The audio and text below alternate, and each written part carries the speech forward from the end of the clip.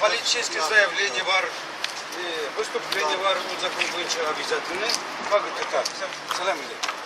Hafiz efendi, mana bu piket bilan şu zakonu o'zgartirib bo'lar deb o'ylaysizmi? Cemaat piket bilan miting bilan bu sistemani o'zgartirib bo'lmaydi. Bu sistemani mana Gruziyada kebek saylov bilan отставка jibari kerak. Mana 20 yillar reforma o'zdirganlar. Nindigina bo'lsin, pensiyami, военный bo'lmasin, образование, здравоохранение, birgina reformaning до конца ishani bitgani yo'q. No miting bo'yicha mana men aytdim, drakonskiy штрафы. Тогда давайте Норвегияда 145 ming зарплатаны berегез. Жетсін ЖКХ-ға төлерге де, штрафын төлерге де, екінші жақтан шынды законларына қабыл етері, халық үшті бұрамға шықмасын. Мына бірінші сентябрьні арттырдылар жылылыққа, 1,5-2 тапқыр.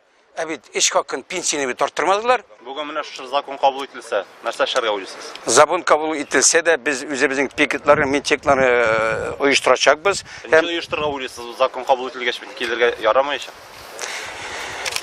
Eğer de bu zakon kabul ettiğinde, давайте onlar şunday zakon kabul ettik, 250 kilometre, Tatarsanda вообще bir sıkıştırga gerek mi? Niçin Azaldın meydanında uzdırga bizge rıkşat vermeyecekler? Значит, kurkalar, Tatarsanda тоже haller şey. Kurkalar? Hakikaten kurkalar, dürüstlükten kurkalar. Zakon bir havadan düşmüyor. Zakonla kabul ettiler депутатlar. Mene Bryansk'da karşılayı bara. Koya pozisyon DPR, koya Gadil Россия. Koya bu unyaklar, bütün sözden kadına simayet eder. Ekim polizisine, vlast polizisine. Biz irtemiz sonma cingü çıkargat işbiz. Buna bu zakonla тоже üzergat işbiz. Mine ettirdi bana bu deputatların üzerinden tıra. Zakon köpçükle kabul getirgen mümkün. 50 nokta koyarga irte. Halk köpçükle oranga çıksan vlast bir şey almayacak.